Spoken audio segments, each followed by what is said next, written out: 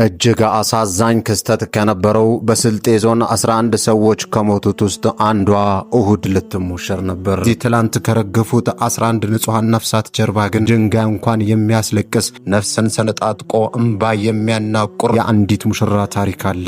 እስቲ የእሷን ስብራት አስቡት። መጪው እሁድ የህይወቷ ትልቁ ቀን የሰርጓ ዕለት ነበር። ሙሽራውም በናፍቆት ቀኖቹን እየቆጠረ ነበር። እሷ የእሁዱን የደስታዬን ዘውድ ከመድፋቴ በፊት የናፈቁኝን የእናቴንና የአባቴን እጅ ስሜ መርቁኝ ለሞሸር ልበላቸው በሚል ንጹሕ ተስፋ ነበር ለአረፋ በዓል ወደ ቤተሰቦቿ የሄደችው።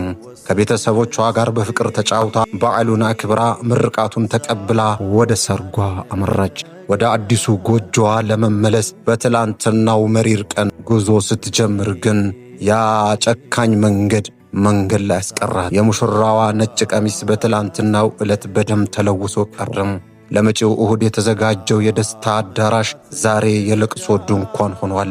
በጭብጨባና በእልልታ ሊሞላ የነበረው ሰፈር ዛሬ በዋይታና በጭንቅ ተሞልቷል። ሙሽራው እሁድን በናፍቆት እየጠበቀም፣ እሷ ግን ትላንትናው ሸኘችው።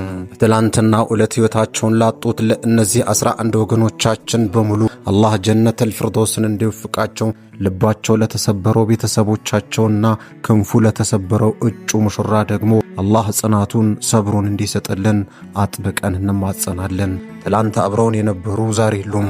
ነገ ለራሳችን ምን እንደሚገጥመን ማናችንም አናውቅምና ዛሬን በትህትና ዛሬን በመልካም ሥራና በበጎነት እናሳለን። የእናንተ ዱዓ ለተሰበሩት ቤተሰቦችም ትልቅ ጽናት ነው።